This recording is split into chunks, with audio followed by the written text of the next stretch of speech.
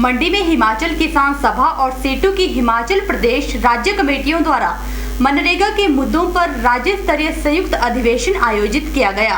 राज्य स्तरीय संयुक्त अधिवेशन में सेटू व हिमाचल किसान सभा ने केंद्र सरकार द्वारा मनरेगा के बजट में की गई कटौती पर चर्चा की। संयुक्त अधिवेशन में डॉक्टर कश्मीर सिंह ने अधिवेशन का मुख्य प्रस्ताव रखा। इस अधिवेशन को मुख्य रूप से हिमाचल किसान सभा के राज्य अध्यक्ष डॉक्टर कुलदीप सिंह तनवर, राज्य सचिव डॉक्टर ओंकार तथा सेटू के राज्य महासचिव डॉक्टर कश्मीर सिंह ठाकुर ने संबोधित किया। डॉक्टर कुलदीप सिंह तनवर ने कहा कि केंद्र सरकार ने प्रदेश को मिलने वाली 670 करोड़ रुपए की राशि में से मात्र 355 करोड़ की राशि ही जारी की, जबकि 315 करोड़ रुपए की राशि जारी ही नहीं की है।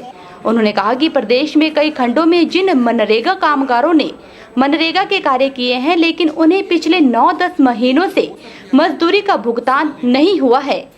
उन्होंने कहा कि केंद्र सरकार के इस रवैये से सबसे अधिक गांव के गरीब लोग ही प्रभावित हो रहे हैं।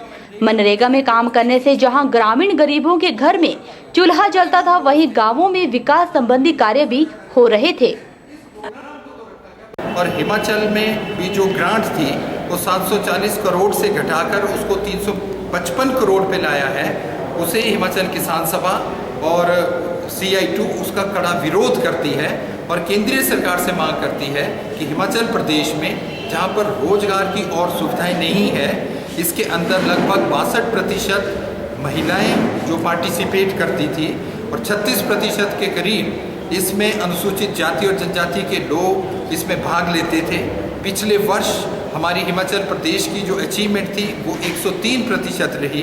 हिमाचल प्रदेश भारतवर्ष में एक अच्छी परफॉर्मिंग स्टेट्स के अंदर था, उसके बावजूद ये 52% का जो इस समय कट लगा है, हम इसका कड़ा विरोध करते हैं। आज मनरेगा के तहत इसमें कई इम्प्रूवमेंट की भी आवश्यकता है। इस अधिवेशन में उन विषयों के ऊपर भी चर्चा होगी। डॉक्टर कश्मीर सिंह ठाकुर ने कहा कि प्रदेश में मनरेगा को ढंग से लागू नहीं किया जा रहा है। मनरेगा कामगारों को रोजगार के लिए आवेदन की रसीद नहीं दी जा रही है।